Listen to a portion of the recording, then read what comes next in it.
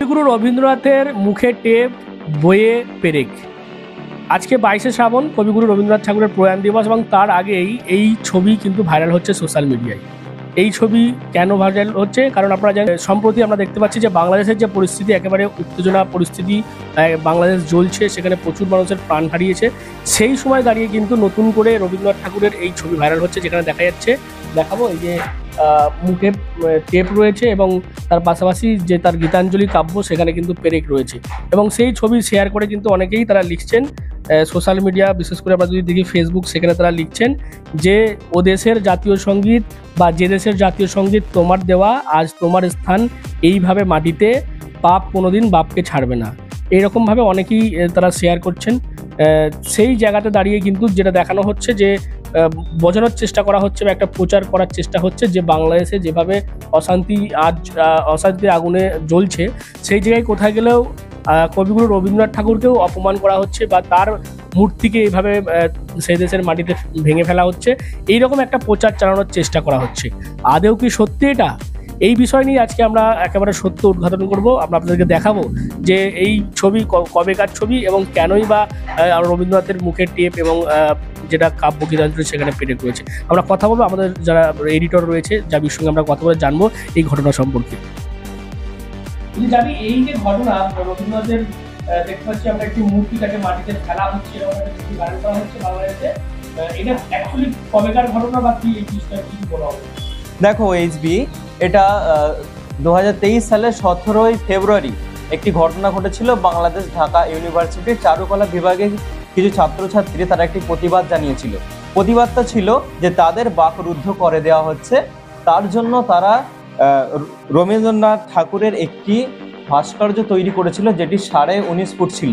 সেই ভাস্কর্যটির মুখে টেপ লাগানো ছিল, মানে সেটি বোঝানোর জন্যই তারা একটি ভাস্কর্য নির্মাণ করে সেখানে স্থাপত্য করে প্রথমে, তারপরে কিন্তু সেই ভাস্কর্যটা তুলে নেওয়া হয়েছিল। কিন্তু বর্তমানে দেখা যাচ্ছে যখন সেই ভাস্কর্যটা তুলে নেওয়া হয়, তো সেই ভিডিওটাই সোশ্যাল মিডিয়ায় এখন ভাইরাল হচ্ছে, যেটিকে খবরটা পাবলিশ হয়েছিল কিছু কিছু সংবাদ মাধ্যম এবং আমাদের ভারতীয় অনেক সংবাদ মাধ্যম সেটিকে পাবলিশ করেছিল। আমি দেখাচ্ছি এখানে একটি ভারতীয় সংবাদ মাধ্যম, ঠিক আছে, সেখানে লেখা হয়েছে রবি ঠাকুর গুম হয়ে গেছেন, কথাটি বলেছিল কিন্তু সেখানকারই ছাত্রছাত্রীরা, ঠিক আছে। এখানে একটি বড় করে প্ল্যাকার্ড লাগানো রয়েছে, সেখানে লেখা রয়েছে গুম হয়ে গেছেন মানে রবীন্দ্রনাথ ঠাকুর। তো তার তলায় এখানে যিনি লিখেছেন সংবাদটি, তিনি লিখেছেন মুক্ত চিন্তা ও স্বাধীন মত প্রকাশের বাধার প্রতিবাদে ঢাকা বিশ্ববিদ্যালয়ে বসানো হয়েছিল রবীন্দ্রনাথ ঠাকুরের একটি ভাস্কর্য। 19.5 ফুট উচ্চতার এই ভাস্কর্যটি তৈরি করেন ঢাকা বিশ্ববিদ্যালয়ের চারুকলা অনুষদের পড়ুয়ারা।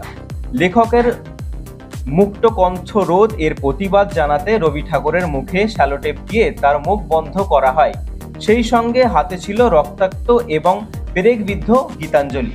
এর দ্বারা বোঝানো হচ্ছে যে তাদের যেভাবে বাকরুদ্ধ করে দেওয়া হয়েছিল সেটিকে ওভারকাম করতেই তারা কিন্তু এই যে প্রতিবাদটি তারা করেছিল। পরবর্তীতে তাদের প্রতিবাদ যখন উঠে যায়, তখন একটি ভিডিও করা হয়েছিল যে রবীন্দ্রনাথ ঠাকুরের ভাস্কর্যটি তারা সরিয়ে নিচ্ছে। কিন্তু বর্তমানে কিছু কিছু ফেসবুক পেজ এবং সোশ্যাল মিডিয়ায় ভাইরাল হচ্ছে যে রবীন্দ্রনাথ ঠাকুরের ভাস্কর্যটি তারা ভেঙে ফেলছে, কিন্তু আদৌ সেটি 2024-এর মানে বর্তমান সময়ের নয়, সেটি 2023-এর ফেব্রুয়ারি মাসের 17 তারিখ।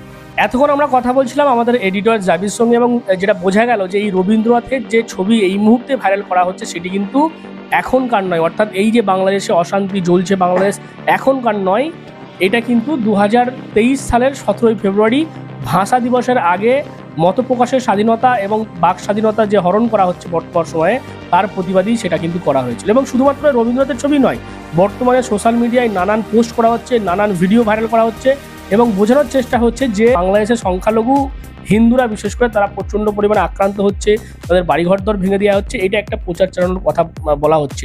যদিও সেখানকার যিনি হিন্দু মহাজোটের মহাসচিব রয়েছেন গোবিন্দ প্রামাণিক, তিনি কিন্তু জানিয়েছেন যে সেইভাবে কিন্তু হিন্দুদের উপর আক্রমণ হচ্ছে না। আমি অ্যাডভোকেট গোবিন্দ প্রামাণিক, মহাসচিব বাংলাদেশ জাতীয় হিন্দু মহাজোট। গতকাল বিকালে শেখ হাসিনার পদত্যাগের পরে এদেশের হিন্দু সম্প্রদায় মনে করেছিল যে তাদের উপর বিশাল একটা হামলা, লুটপাট, অগ্নিসংযোগের ঘটনা ঘটবে। কিন্তু গতকাল বিকালেই বিএনপি এবং জামাতের নেতারা তাদের নেতৃবৃন্দকে হিন্দুদের বাড়িতে হামলা, লুটপাট, অগ্নিসংযোগ যাতে না হয় এবং প্রত্যেক মন্দিরে যাতে পাহারা দেয় সেই ব্যবস্থা করার নির্দেশ দেয়। এবং গতকাল থেকে আমরা দেখেছি সেই পাহারা দিয়েছে। সাধারণভাবে হিন্দুদের উপরে বড় কোনো মন্দিরে কোনো হামলার ঘটনা ঘটে নাই। কিছু আওয়ামী লীগের হিন্দু নেতা আছে যারা বিভিন্ন সময় লম্পঝম্প করেছিল, তাদের বাড়িতে, শুধু হিন্দু বাড়ি না, মুসলিম আওয়ামী লীগ নেতাদের বাড়িতেও হামলা হয়েছে, লুটপাট হয়েছে এবং সামান্য কিছু সুযোগ সন্ধানী এলাকা ভিত্তিক তারা কিছু সামান্য মন্দিরে হামলা করেছে, সেটা ব্যাপক বিষয় না। কিন্তু আমরা দেখলাম যে ভারতের রিপাবলিক এইটাকে নিয়ে ব্যাপকভাবে রুমার ছড়াচ্ছে, নানান কিছু মিলে উদ্ভট কথাবার্তা বলছে। এবং আজকে দেখলাম শেখ হাসিনার নিয়ে তারা কাহিনী তৈরি করছে, বঙ্গবন্ধুর স্ট্যাচু মানে ভাঙছে, সেটা নিয়ে তারা খুব দুঃখে সাগরে ভাসছে। আমার এক সাংবাদিক ফোন দিয়েছিলাম, তাদের বলেছি যে আপনারা যদি শেখ হাসিনার জন্য যদি এত কান্না আপনাদের মধ্যে আসে, তো শেখ হাসিনা ভারতে গিয়েছে, আপনারা ভারতের প্রধানমন্ত্রী নরেন্দ্র মোদীকে সরিয়ে শেখ হাসিনাকে আপনারা প্রধানমন্ত্রী হিসেবে ঘোষণা করেন, সে ভারতও রক্ষা করতে পারবে, আপনার 7 সিস্টারও রক্ষা করতে পারবে। আপনারা তো প্রতিদিন বলতেছেন যে শেখ হাসিনা না থাকলে ভারতে 7 সিস্টার থাকবে না। এইবার আপনাদের একটা বিশাল সুযোগ আছে, আপনারা শেখ হাসিনাকে ভারতের প্রধানমন্ত্রী করেন। যারা হিন্দু নেতা অর্থাৎ ধর্মীয়ভাবে তারা হিন্দু, কিন্তু তারা আওয়ামী লীগ করতো, অর্থাৎ রাজনৈতিক দলের সঙ্গে যুক্ত ছিল, এবং যেহেতু শেখ হাসিনা প্রধানমন্ত্রী পদত্যাগ করে চলে এসছেন, তারপর স্বাভাবিকভাবেই তার দলের যারা নেতারা যারা একসময় দুর্নীতি বা বিভিন্নভাবে মানুষের উপর অত্যাচার চালিয়েছিল, তাদের উপরে মানুষের যে ক্ষোভ, সেই ক্ষোভের কারণে সেই সমস্ত রাজনৈতিক নেতার বাড়িতে হামলা হচ্ছে। এবং সেটাকেই কিন্তু যেহেতু তার ধর্ম হিন্দু, সেই কারণে তাদেরকে প্রচার করার চেষ্টা হচ্ছে যে হিন্দুদের বাড়িতে হামলা হচ্ছে। পাশাপাশি মন্দিরের কথা যদি আমরা বলি, সেখানেও বেশ কিছু মন্দির, যেমনটা বিভিন্ন সংবাদ মাধ্যমে দেখানো হচ্ছে মন্দির ভাঙা হয়েছে, সেটা সত্যতা যদিও সেখানকার সংবাদ মাধ্যম বা তারা বিচার করবেন। কিন্তু ইসকনের একজন ধর্মগুরু রয়েছেন, তার কথা আমরা যদি দেখি, একটা ভিডিও যেখানে দেখা যাচ্ছে, বিয়ানীবাজার উপজেলার ছাত্র শিবিরের বাইরে যারা আপনারা আসছেন আমাদের এই ইসকন পণ্ডিতপাড়া মন্দিরে বিয়ানীবাজারে, আসলে আমরা আতঙ্কেই ছিলাম, গতকাল পর্যন্ত আতঙ্কে ছিলাম। আজও আমরা ভাবছি যে হয়তো রাত্রে কোনো আক্রমণ হয় কিনা আমাদের মন্দিরে। কিন্তু আপনারা যারা এই বিয়ানীবাজারের ছাত্র শিবিরের বাইরে যারা আপনারা আছেন দায়িত্বপ্রাপ্ত, আপনারা আসার পরে আমাদেরকে যে আপনারা বিশেষ করে আমাদের মনোবল জুগিয়েছেন, বিশেষ করে এই মানে আতঙ্ক থেকে, এটা বিশেষ করে আমাদের এই সোসাইটির পক্ষ থেকে, বিয়ানীবাজারের পক্ষ থেকে, এই সোসাইটির পক্ষ থেকে, ইসকনের পক্ষ থেকে আমি বিয়ানীবাজারের যাতে আমি স্বাগত জানাচ্ছি আপনাদের, যে আপনাদের এই মানে উদ্যোগ মানে আরো ফলপ্রসূ এই কামনা করি আমরা। যে কিছু ছাত্র তারা কিন্তু সেই ইসকন মন্দিরে গিয়েও তারা পরিদর্শনে গিয়ে দেখেছেন যে মন্দির ঠিক আছে কি না। অর্থাৎ কোথাও গেলে কিন্তু যে সমস্ত ভিডিও এই মুহূর্তে প্রচার করার চেষ্টা হচ্ছে এবং ভারতবর্ষে বিশেষ করে একটা অপ্রীতিকর ঘটনা ঘটানোর চেষ্টা বা অশান্তি সৃষ্টি করার চেষ্টা চলছে, সেখানে কিন্তু বেশ কিছু ভালো ছবিও বাংলাদেশ থেকে উঠে আসছে। আমরা যে ছবি দেখতে পাচ্ছি, বেশ কিছু মন্দিরের বাইরে যারা মুসলিম সম্প্রদায়ের মানুষ রয়েছে বা ছাত্ররা রয়েছে, তারা কিন্তু পাহারা দিচ্ছে, সেই ছবিগুলো কিন্তু সামনে আসছে। এবং এই গোটা বিষয়কে, অর্থাৎ ভারতবর্ষে যে একটা অস্থিরতা পরিবেশ তৈরি করার চেষ্টা হচ্ছে, অশান্তি করার চেষ্টা হচ্ছে, সেই জায়গায় দাঁড়িয়ে পশ্চিমবঙ্গ পুলিশ গতকালই আপনাদেরকে দেখাবো যে পোস্ট করেছে, তারাও কিন্তু সাধারণ মানুষকে শান্তি বজায় রাখার কথা বলেছে। কারণ যেভাবে আমরা দেখতে পাচ্ছি অশান্তি পরিবেশ তৈরি করা হচ্ছে, আমি দেখাবো, এখানে দেখতে পাচ্ছেন যে পশ্চিমবঙ্গ পুলিশ তারা নিজস্ব যে হ্যান্ডেল রয়েছে ফেসবুকে, সেখানে লিখেছে শান্তি থাকুন, শান্ত থাকুন, শান্তি বজায় রাখুন। এবং কিছু স্থানীয় টিভি চ্যানেল বাংলাদেশের বর্তমান পরিস্থিতি নিয়ে যেভাবে রিপোর্টিং করা হচ্ছে তা খুবই দৃষ্টিকটুভাবে সাম্প্রদায়িক, উস্কানিমূলক এবং ভারতের প্রেস কাউন্সিলের নিয়মাবলীর একেবারে পরিপন্থী। এবং দর্শকদের কাছে পশ্চিমবঙ্গ পুলিশ অনুরোধ করেছেন যে এই ধরনের কভারেজ দেখার সময় নিজস্ব বিচার বিবেচনা প্রয়োগ করুন এবং মাথায় রাখুন যে চ্যানেলের দেখানো ফুটেজের সত্যতা কিন্তু কোনো নিরপেক্ষ তৃতীয় সংস্থা দিয়ে যাচাই করা নয়। একতরফা বিদ্বেষমূলক এবং বিভ্রান্তিকর প্রচারের ফাঁদে পা দেবেন না, শান্ত থাকুন এবং শান্তি বজায় রাখুন, এই আহ্বান কিন্তু পশ্চিমবঙ্গ পুলিশ করেছে।